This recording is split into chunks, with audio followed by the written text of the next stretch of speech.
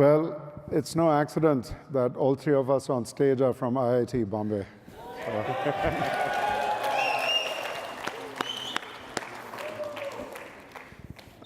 Like most of you, I started my undergraduate journey at IIT Bombay. But unlike most of you, I also started my entrepreneurial journey at IIT Bombay, because I think many of you may know, some of you may know, or maybe none of you know, that my entrepreneurial journey actually started by setting up the Canteen Corporation of Hostel 2 of IIT Bombay. It turned out to be very successful, very, very small venture, but created a very large spark.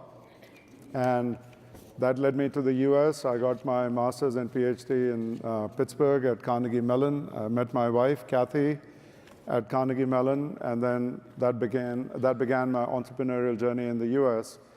And that has translated to the position that I'm in today, where I can actually do a lot of good for other people. All of us are blessed with the IIT DNA. And this special DNA has made us successful as entrepreneurs, as managers, as technologists in academia. This same special DNA that's made us successful in business or academia has also prepared us for success in philanthropy.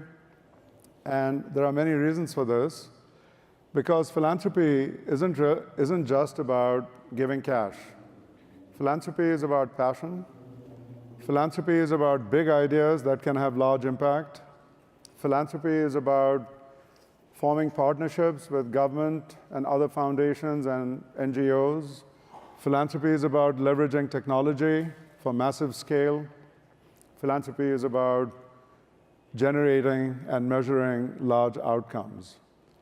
All of these are things in which all of us at IIT have important qualities that we can apply. And in particular, we could take these qualities and apply them to philanthropy anywhere. We could apply them in the US, we could apply them in China, we could apply them anywhere we want. But India has a very special need. And for most of us, our hearts belong to India, so we too have a need to give back to India. So it is a great match between India's need and our need to want to do something really good for India. If you look at job creation, India needed to create 50 million jobs in the last 5 to 7 years, actually only created 5 million jobs. Huge jobs deficit. We need to create 50 million jobs in the next 5 years. If you look at the history of our performance, how is it going to get done? We have a key role to play. If you look at healthcare, massive needs in healthcare, whether it's malnutrition in children, whether it's our life expectancy, whether it's the quality of life, whether it's the environment, huge needs there. If you look at education, I don't need to tell you how poor the primary education system is in India. And it's only because we have this massive filtering process that those of us who actually make it to IIT are able to succeed. But for every one of us who gets into IIT, 100 or 1,000 don't get in, and their futures are quite bleak. And it all has to do with a very poor education system. So the needs in India are great, and we bring a special kind of magic, a special kind of capability that, if I had to sort of summarize in 3 key qualities, I would say the first of these is that we are the best and brightest. Now, perhaps we don't deserve to be, but it is there nonetheless, all because of the selection process that I talked about. And because of the large scale of problems in India, the chaos in which solutions have to be found, there is a particular need for big thinking and the ability to achieve big outcomes. The second is problem-solving ability at scale. So the ability to do program management, the ability to do execution at scale, something that all of us from the IITs are very good at, is something that is needed in India whether it's to increase the scale of existing NGOs, whether it's to set up new philanthropies, whether it's to work in partnership with the Indian government, all these are extremely important. If you look at technology, technology is increasingly a force amplifier in philanthropy. So you can apply the concept of MOOC platforms to primary education or vocational education. You can apply today's chip technology to low-cost hearing aids and to eliminating the need for braille machines at all and just having talking books that are available for the blind. There are 1,000 ideas, all of them technology-centric, all of them ideas in which we from the IIT are well prepared to help address and execute at scale. So this combination of capabilities that the IITs have prepared for is exactly what philanthropy needs, particularly in India, particularly at scale. Now, if you look at the translation of that to the Wadhwani Foundation, many years ago, 10, 12 years ago, I made the decision that there are many ways to celebrate success, but perhaps the best way to celebrate success is by sharing the wealth that I was privileged to achieve with people less fortunate than me, and in particular, people that I don't know. So this means that my view of philanthropy is not about what you do for the family. Of course, you'll do that, or what you do for your community. You may do some of that, or what you do for your temple. It's really about the hundreds or thousands or millions of people who you don't know that you can help with your philanthropy. That, to me, defines the true spirit of philanthropy. So in this context, since there are so many different kinds of problems to solve in India, each of us has to pick our particular passion. And in my particular case, the passion happens to be for job creation. And the reason job creation is really important is twofold. First of all, job growth automatically drives economic growth, though India's history shows that economic growth does not necessarily drive job growth. Because in the last 5, 7 years, India's economy, GDP-wise, grew 40 or 50%, but job growth was 1 or 2%.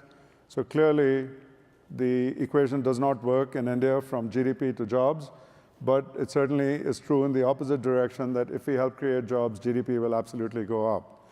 The second thing is, job creation, particularly high-quality jobs, is transformative for the families of the people for whom you create these jobs, because you're not only changing their lives, you're changing the lives of the future generations of their families, and in a sense, you're changing the whole social fabric in India by expanding job creation. So while all important initiatives have value, I just felt that this was particularly relevant for India's needs. So that is the mission of the Wadhwani Foundation. Our strategy is to try and do large-scale initiatives with high impact, partly by having our own team that can execute at scale, partly by forming partnerships with the Indian government and with state governments, partly by leveraging technology, partly by working with other foundations. So it's a whole combination of strategies that come together. And over the years, we've launched a number of large-scale initiatives, the first of which is the National Entrepreneurship Network. And the purpose of the National Entrepreneurship Network is to help accelerate first-generation entrepreneurship in India with the mission of helping launch companies, which in turn creates jobs. So 10 years ago, there were no colleges, not even IIT Bombay, that had a program in entrepreneurship. Today, thanks to the National Entrepreneurship Network, there are 500 colleges and universities with entrepreneurship programs. We've created an entire curriculum for entrepreneurship in India. We've helped create entrepreneurship faculty. There are about 1,500 to 2,000 trained faculty, where there were none a few years ago. We've helped to create a technology platform to connect entrepreneurs with sources of capital and with mentors. And we are expanding this model to a more localized model where we can actually create entrepreneurial ecosystems city by city and region by region. We train about 100,000 potential entrepreneurs a year, About 2,000 companies have gotten started so far. The rate of new company formation is about 700 to 800 companies per year. And if you stretch this out over the next 10 years, I think you can see the kind of scale impact that can be achieved. Similarly, a few years ago, 3-4 years ago, we started the Skills Development Network. And the purpose of the Skills Development Network is to help provide skills which are market relevant to millions of people, such that if they are skilled with those particular skills, there's a high probability that they're going to get high quality, sustainable jobs. So positions like nurses and nurses' aides, positions like front office clerks in the hospitality industry, cyber technicians, auto mechanics, these are examples where there are potentially millions of jobs available over the next few years. And we are helping, we are leveraging our capabilities with technology. So all our curriculums are interactive, web-delivered, mobile-delivered, very easy to deliver with facilitators in a classroom rather than actual educated faculty in the classroom. And our goal is to get to the scale of millions. We have a similar initiative in innovation because I feel that innovation is an important driver of the growth of small business in India. And small business is where much of the job creation in India happens. So to the extent we can do this successfully, hopefully millions of new jobs will get created. And we have initiatives including setting up a research center in bioengineering at IIT Bombay, setting up a research center in biosciences at the National Center for Biosciences in Bangalore. But most of all, we are working on a policy initiative with multiple Indian ministries to actually fund 25,000 innovation grants over the next 5 years between $25,000 and $500,000 each, very similar to the SBIR program in the US. And it has the potential to create a large number of jobs and also accelerate the growth of many Indian small businesses. So these are examples of what the Wadhwani Foundation does. We work very closely with the Indian government. We've, after meeting with Prime Minister Modi about a year ago, he agreed that the initiatives that our foundation was working on were very relevant to him and very aligned with his strategic thinking. So I asked what he would do in return. He said his ministries would act on it, and true to his word, the Ministry of Skills and Entrepreneurship and the Ministry of Social Justice have both signed MOUs with the Wadhwani Foundation to help accelerate the scale of our initiatives by 5x or 10x. And we have similar MOUs in, thank you. And we have similar initiatives in progress with the Ministry of Defense, Department of Science and Technology, and the Ministry of Small and Medium Enterprise. So the jury is out in terms of execution because an MOU is a piece of paper. It's better than not having a piece of paper, but the next 5 to 10 years will determine whether the Indian ministries are actually going to execute. However, to make it more likely than not that they do, we are setting up at Wadhwani Foundation expense a large program management organization to work with these ministries in the regions, in states, and where the smart cities are going to be and where the critical mass of Make in India is going to be. So we're actually helping to realize some of these dreams and strategies that the Indian government has because they're completely aligned with our own thinking. We are also expanding globally. The original intention of our foundation was not just to be India, but to use India as a launch pad and a test bed. So we've expanded our initiatives. This is our second year in Pakistan, in Malaysia, and Indonesia. And then end of this year, we hope to launch in Kenya, Uganda, Tanzania, and Rwanda. And end of this year or first half of next year in the first couple of countries in Latin America as well. So over the next 10 years, as this journey unfolds, hopefully India is the core. Hopefully we expand at scale in India. Hopefully do this successfully with the Indian government. and then use that learning to also expand into a lot of other developing countries all over the world. All of us are in this room because we were privileged to go to IIT. All of us are in this room because we've been successful in our companies, in our careers. But careers change and companies change. The impact that we can have through philanthropy in changing the trajectory of people's lives and families and communities and the social fabric of India or other countries is everlasting. That's why I'm as passionate as I am about philanthropy. That's why I've made the very large commitments I've made to the Wadhwani Foundation. That's why I believe that to have long-lasting impact, philanthropy is the only answer. I'm committed to it, and so should you be. Thank you.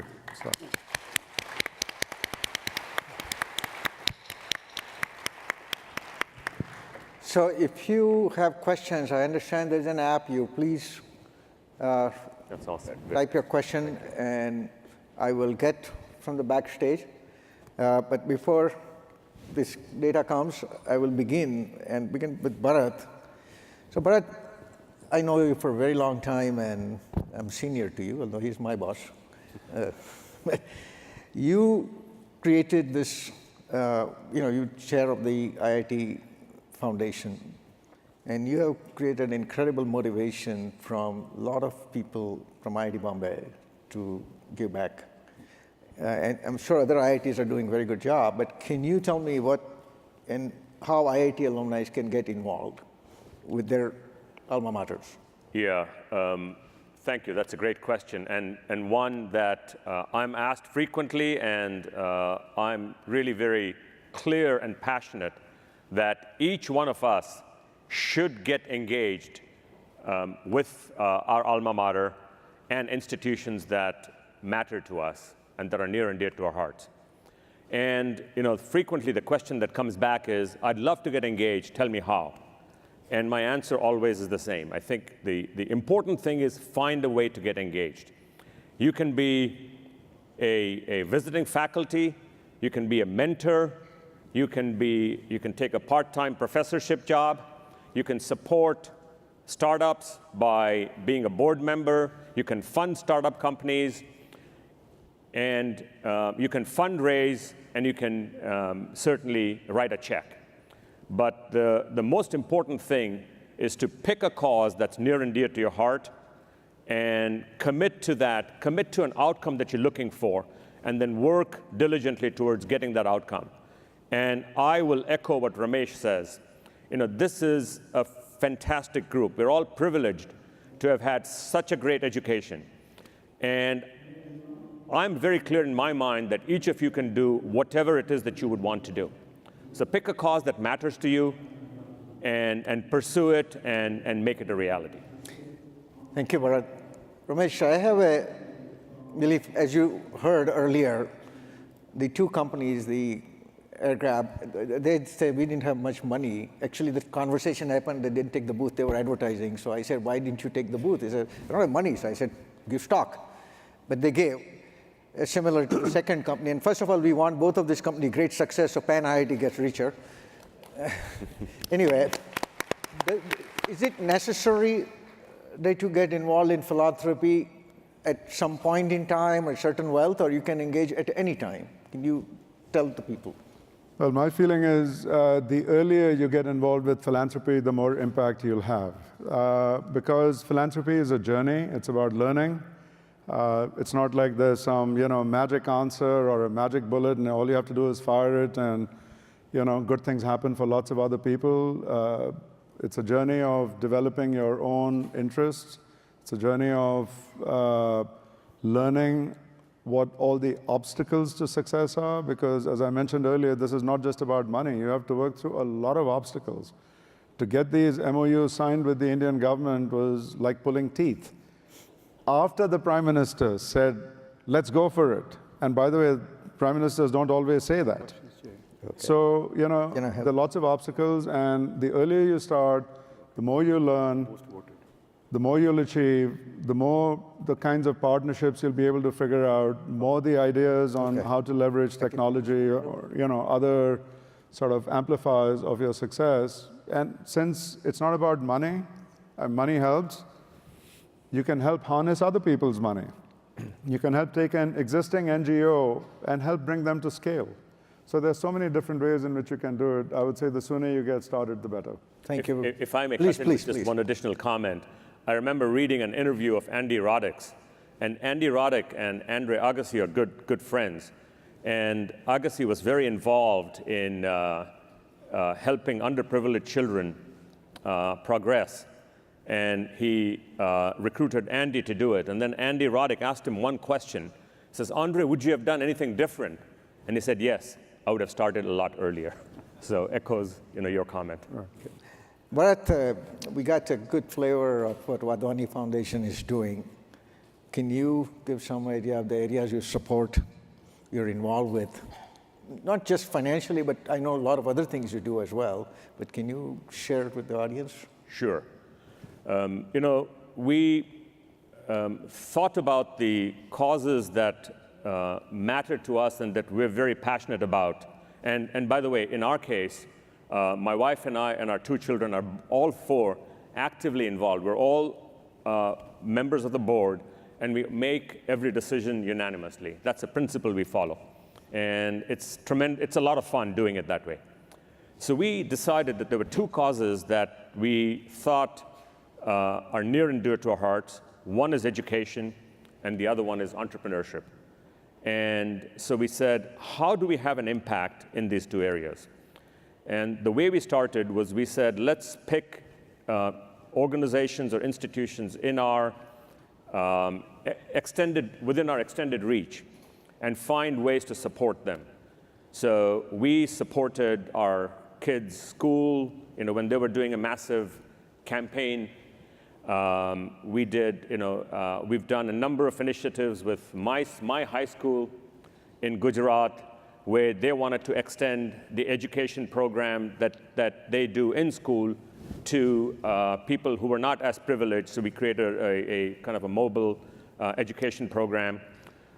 In the immediate vicinities, wherever our company is involved, we have volunteers who will take on a cause. In India, it's always finding a way to serve underprivileged children, young underprivileged children, and provide them exposure to a world that they're not exposed to through education, through field trips, et cetera, because they have such a limited vision to expand their field of vision. Interestingly, our people chose a very similar approach, but with a very different group in North America and Europe, where our company is engaged. They picked kids who were from families where some member was incarcerated. And each of these kids lacked direction, mentorship, and was probably going down the wrong path. And by active engagement with these kids, mentoring them, giving them meaning, you know, helping them see meaning in life, and putting them on the right path. So that's what we did in the communities where our company is engaged. And then in the state where I went to high school, we've promoted a digital literacy program. So I think there are like 100 schools in Gujarat where there is an active 5-year digital literacy program where we have certain benchmarks of what we'd like to accomplish. And then schools where I was either actively involved as a board member or where I went to school, we identified very specific needs that we thought existed where our involvement, active involvement, would make a difference. So with IIT Bombay, we happened to pick an indoor sports arena. You know, I'm passionate about fitness, and I thought fitness plays a very important role in people's lives. I wanted young IIT students to understand that and have access to a really good facility. So we have that. I'm also very passionate about, I hope you guys used it. It's an excellent gymnasium stadium. Is it? Yeah. Bharat, It now has, so instead of having one badminton court, this has 6 badminton courts, can be converted to 2 volleyball courts, 2 basketball courts, and seating of about 1,500. There's a swimming pool next door, so it's a nice facility, an Olympic swimming pool. And then we wanted to do something in entrepreneurship, and we thought, IIT students are really smart, really bright. How could we make it easier for them to pick the entrepreneurial path? And so we started the Entrepreneurship Center at IIT Bombay. And along with that, we also picked a couple of advisors who had very successful track records in the US running entrepreneurial programs. IIT willingly embraced them, put them on the board. They actually went through a planning exercise for a year, and the program has got off to a flying start.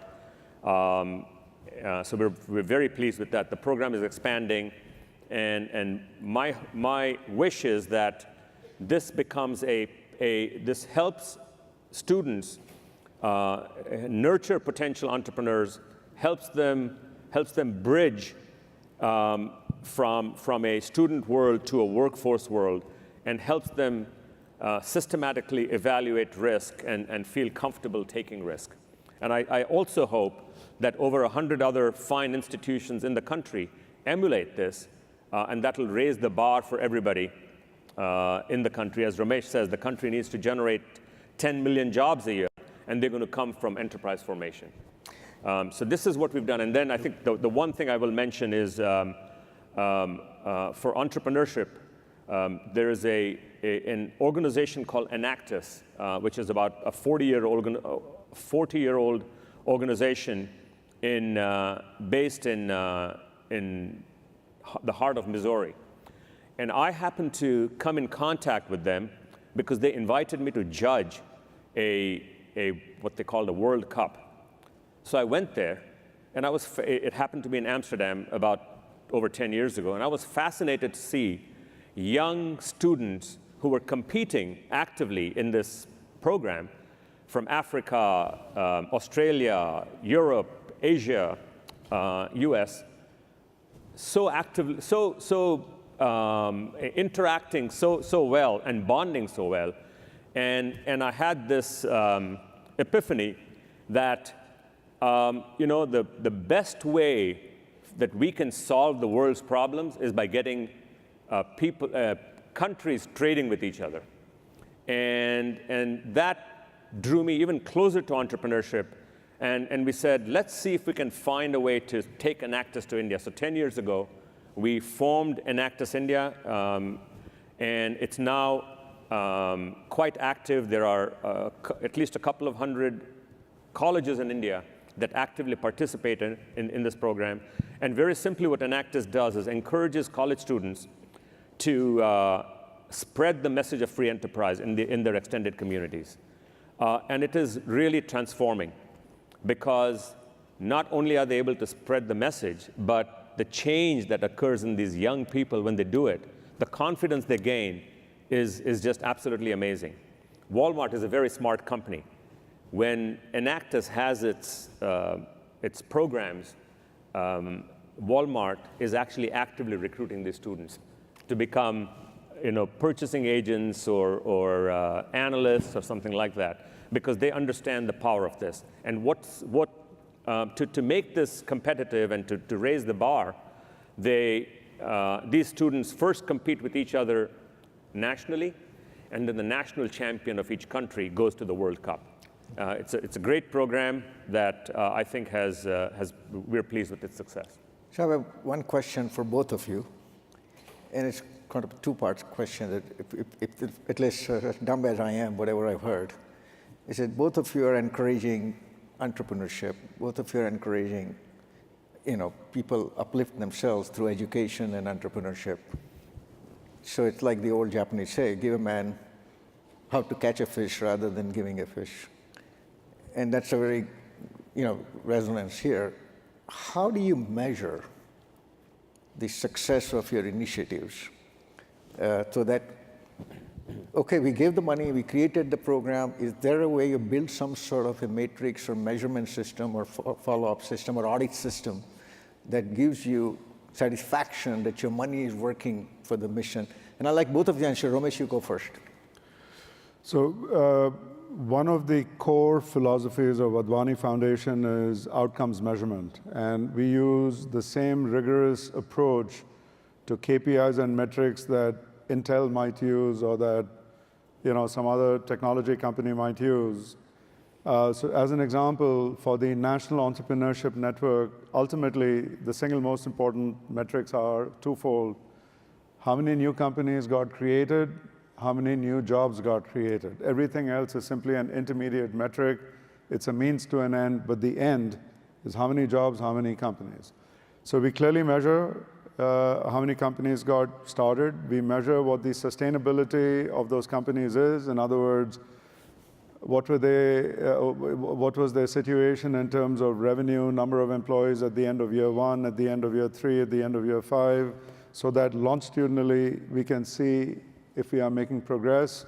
We measure the number of jobs created, we measure the different skill types of jobs created, and then supporting that, how many colleges are teaching entrepreneurship, how many e-clubs, how many students do we have in those e-clubs, is that number going up or down, is the level of engagement with the e-clubs going up or down, how many people have taken how many entrepreneurship courses, how many of them come back for the second course, the third course, the fifth course. So there's probably around 25 or 30 metrics that we measure for the National Entrepreneurship Network, but all of them feed ultimately into companies and jobs. Similarly, we have metrics in the Skills Network, in our innovation programs. And by the way, we've introduced this concept to the Indian government. So one of the things that the ministers that we were dealing with in the Ministry of Entrepreneurship was when we told them that through this public-private partnership, when we sign a memorandum of understanding, the metrics for measuring success will be the same as the metrics Wadhwani Foundation uses. Their faces turned white because they didn't actually want to be measured. And I told them, and Ajay Akela, the president of our foundation, who's here, told them that's the only way in which we will do a foundation, because we are not doing this for political reasons. We're doing this to actually achieve a particular purpose and an outcome. We have to be measured together. Ultimately, they agreed. Bharat, what's your technique? I agree completely. Our philosophy is exactly the same. When we support a cause, we are very clear about the outcome we're looking for. We want an agreement up front with the institution we're going to engage with about the outcome we want and the time frame in which we want that outcome. And our experience is again the same. Institutions don't want to be measured. And we say that's the only condition under which we'll engage. So are your both measurement system is protected IP or is available to others if they want to use it? No, I think it's very simple. It's, what kind of outcome would you want? What defines success? And we sit down and have a conversation about what defines success. And then we say, if it's a 5-year grant, we'll say, okay, the outcome, the condition on funding year 2 is dependent on hitting year 1's outcome. Simple. And we are giving our IP free to anyone who wants it. So those of you who are motivated. It's freely available. By the way, as I mentioned, we've just launched in the last year, 18 months, programs in Pakistan, Malaysia, Indonesia. Malaysia, Indonesia going well. Pakistan is difficult. We keep telling them it's an American foundation, which it is. And they keep telling us, but you do so much of your work in India, and your founder and benefactor happens to be an Indian, so what kind of secret plot is underfoot here? So we're trying very hard to work through the traditional suspicion, but all the IP is being given to them free. So. I'll ask the next question, but Mr. Raj Shah, your phone is locked out, so I can't read the questions that audience has asked. So if you can come and unlock the screen so I can read it. But I remember one of the questions when he put this phone from the audience, and which was saying, which is better, and I'm giving from the memory, so probably, Annadan or Gyandan? That's the question from the audience. Which is better, Annadan? Annadan or food, Gyandan, which or is better? Gyandan? I hope that was the question, but if it's wrong, then I have to repeat the question when this gets unlocked. Yeah, I believe in teaching someone to fish as opposed to giving them a fish. And even though That was about the highest number of people asking. That's a poor analogy for a vegan, but The highest number of people ask that question, by the way. And I've been rapidly forgetting my Hindi, but I think Gyandan is the right answer. yeah. Now I got this question, so let me make sure. The question is gone now. Where is that question? Oh, top question, right? That's a tough question. Okay, now the top question has changed. People vote. People vote. So here is. Hey guys, this was a great system. I commend you guys for developing the system. By the way, this was developed by Sakit. So it's a company called Kelentech that volunteered. And Yeah. is it another donation from a company that built this app and donated? Of course, they're going to keep the app ownership, but at least we have a free use for this. But you could actually think about Fantastic app. think about marketing this with event management companies. There's an idea. Fantastic app. So the question I have is, and again, I'll ask both of you since it's a common question, use of mobile technology to improve healthcare. Your opinion on that? I don't have to do with philanthropy, but there is some angle here. So, Bharat, why don't you go first? You know, clearly that is the frontier, and you know, both underdeveloped countries and developed economies are both recognizing that, and that's probably the area of maximum business opportunities. I wouldn't be surprised if thousands of different organizations sprout up that address this field. It just makes so much sense to have that virtual interaction, instantaneous virtual interaction, take the place of what today is a very painful physical experience for healthcare delivery. So I think there are two dimensions to addressing the critical healthcare needs in India. There's talent and there's technology. On the talent side, it's about skilling. Once you get past doctors, physicians, you know, people with MBBS degrees, and by the way, many of them have MBBS degrees that they shouldn't have been granted.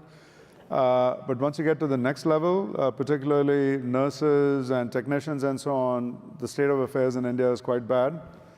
So Wadhwani Foundation, through the Skills Development Network, is focused on skilling in healthcare, but not at the doctor level, below that, in terms of nurses' aides, and technicians.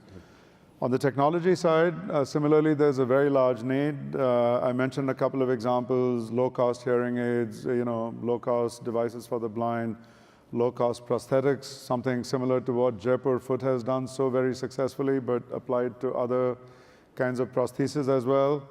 And my younger brother, Sunil Wadhwani, who has built a great company as well. I mean, the only beef I have with him, sorry, vegan, is that he went to IIT Madras. But what are you going to do?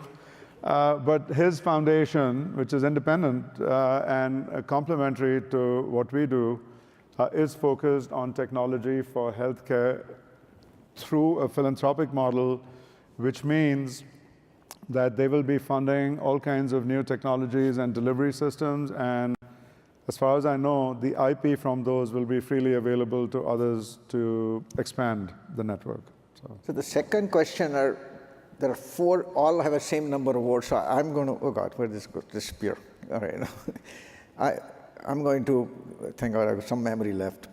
But they all have got this four questions, same number of votes. And it's the one I think was a bit funny, but there's no harm in asking. It said, what's your reaction when you are stopping at a traffic light and you see a beggar knocking on your car window? And you see who knocking at the car? Beggar. A beggar knocking on your car window. What's your reaction when your car is at the traffic light? It's a very mixed reaction. There's I assume this is in places like Bombay or Delhi. Yeah, I'm sure the person who asked it must have been familiar. Very mixed, because on the one hand, you feel human compassion, you want to help the person, and given the position that we're all privileged in this room, it would mean it would be the easiest thing in the world to pull out 50 rupees or 100 rupees and give it to them. On the other hand, all the stories you read in India and in movies like Slumdog Millionaire, most of the beggars are run by gangs, and the last thing you want to do is encourage gang members to bring more innocent kids into the service of these gangs. So I think I end up doing it opportunistically. So if it's not a beggar in a full beggar sense, but someone who's selling bootleg copies of Cineblitz or Filmfare, I'll buy the copy and pay 500 rupees for it, even though he's only asking for 100 or 200 rupees. And if it's someone who just knocks on the window and just wants cash, I won't do it. Sorry, but this was a question asked from audience. I have to be honest. How about you? No, that's good. Yeah, you know, my reaction always is, let's think of a systemic way of eliminating this problem anywhere. Because, you know, begging is inhumane for anybody to do, and society just has to find a way to solve that problem. As I'm not technologically savvy, being a finance guy, so I again lost the screen, but have a good memory with numbers. So the question was that if somebody from IIT, student, faculty member, or anyone, if they are interested in some of the initiatives that you are supporting, can they enroll to help? Again, can they what? enroll as a volunteer to help. That's the question from the audience. Absolutely, we'll take all the help we can get. Same answer. Absolutely, we'll take all the help we can get. So, and there's lots of work to do. So I can give the monitor here. Our time is up, but I'll ask each one of you last question, which is a question come your personal comment. First and foremost, I want to thank both of you. I know how busy you are and how much in demand you two are, to take the time and come here, spend time with this audience. And you know, to look at the number of people attending in this session is unusual. Most people want to see where, you know, the next big thing coming. So I'm just delighted. I would like, Bharat, you go first, and then Romesh, you go second. Okay. Is any parting advice to people? What do you think? How, you know, legacy, whether it doesn't matter the size or amount as much as just the right kind of attitude as a human. If you can give a parting advice, sure. And after, sure, I'll go, and then Romesh. You know, I think frequently about the institute we attended and how privileged we are, but also the fact that the country made such an important strategic decision in investing in these institutions at a time when there were so many conflicting priorities this country had. And we paid such a fraction of what it cost the country to provide us this world-class education. Thinking about that always humbles me. And, you know, I think if you just think about that for a minute or two, it will empower you to engage actively in whatever way you can. I think we must give back. You know, we owe it to these institutions in this country who put so much trust in our capability and who invested in us to give us this great education. So that's my advice. Somebody mentioned America's cheapest import from India. Right. So if I look at this in a bigger picture view of philanthropy, the amount that's gifted in the US to philanthropy is about $300 billion a year. It's a very large amount. The amount gifted in India is $5 billion a year. It's about 1%. It is less than pathetic that the level of philanthropy in India is so minuscule. It's not because there aren't a lot of rich industrialists in India. It's not that there aren't a lot of rich NRIs in the US or in the UK or in other geographies. But somewhere, the connection between their success and their social conscience is missing. And I think we, all of us at IIT, are different.